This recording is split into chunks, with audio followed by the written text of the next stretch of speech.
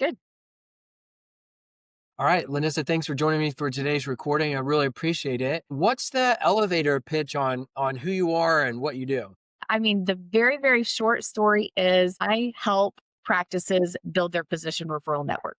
So, any practice that wants more physician referrals, I can teach them how to do that, coach them through that, train their teams to help them get more patients in the door through physician referrals. So, that's the short story. I got here because I've done that for most of my life and everything from boots on the ground physician liaison to executive and now coach. And so that's how I got here and that's what we do. It's cool. I think the thing I like most about what you do is you did it for a long time. Like you're kind of not new to this work and have like a really proven track record of not just helping other people build it, but the fact that you built it yourself over a long period of time.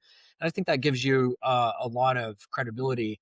Why would you say building a referral network for practices is essential, or is it essential? Like what would you say to that?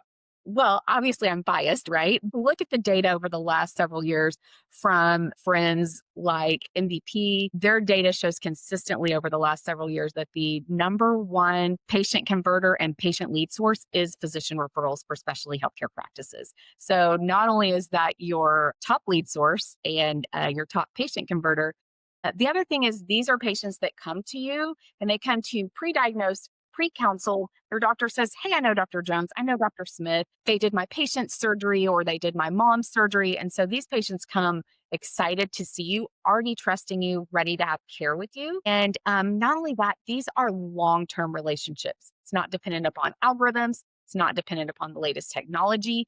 These are relationships that you can go and shake hands with people at any time and they can last for years and years and years if you just take the time to maintain those relationships. So, long term, consistent, steady referral patient acquisition system.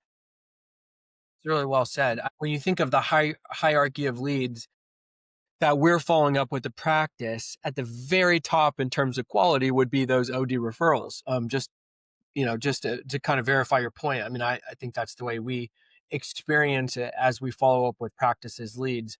What are the biggest challenges to practices having a strong referral network? And kind of what pain points have you seen as you've tried to work with folks to do this? Yeah, a couple big challenges is just getting started sometimes. If you haven't done this before, sometimes it feels like something new, which feels can feel overwhelming or scary. For the practices that are doing this or have tried or dipped their toe in the water, I think sometimes just being consistent.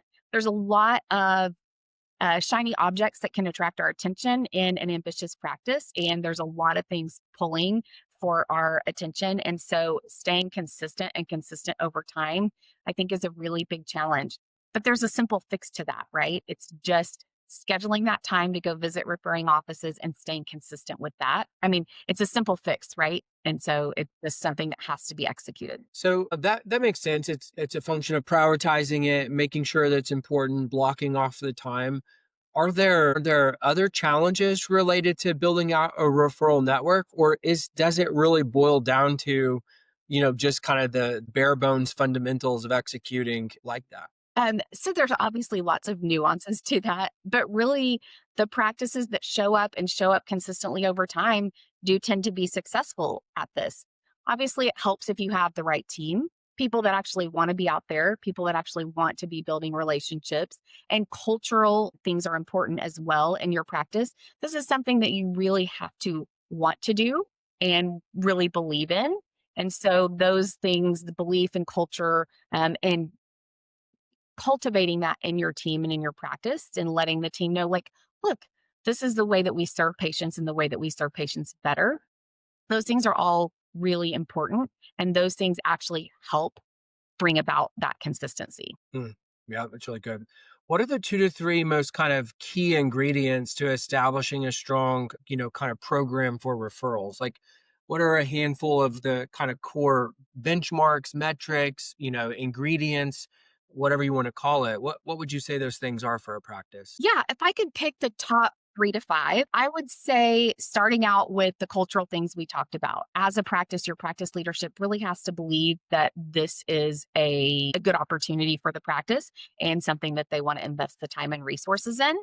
And then make it simple. Make it simple for referring doctors. A lot of times We think that we want to make it simple for our practice. And that sounds great in theory, but then there's too many roadblocks for the referring doctor to actually send patients to you, and they just won't send you. They're going to send to your competitor down the street because that's easier for them.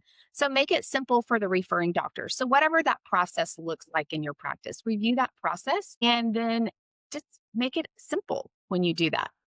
So, culture, simplicity, having the right people on the team, the people that actually are really excited about this, the people that actually really want to go out and talk to referring doctors, and the people that are willing to then be consistent over time with that and protect that time to make sure that this happens and this can be successful. And then those are the first kind of three or four internally. Externally, having messaging that's about the referring doctor, not about your practice. Our instinct is we want to go in and we want to spew all these features and benefits and features and benefits and features and benefits. We want to say we have all these services, we have all this technology, and then you start to see referring doctors and their staff, their eyes glaze over. And so what we really want to talk to them about is this is what this means for your patient. This is what this means for your practice. This is how we simplify the process so that we can work with you better, work with your patients better. This is the results your patients are going to receive. So making that messaging about them instead of about you as well. It's also really important. Yeah, that's so good, and probably not like you said. It's not that intuitive. We usually lead, usually lead wanting to talk about ourselves, Mhm. versus others. So yeah, it's not that intuitive.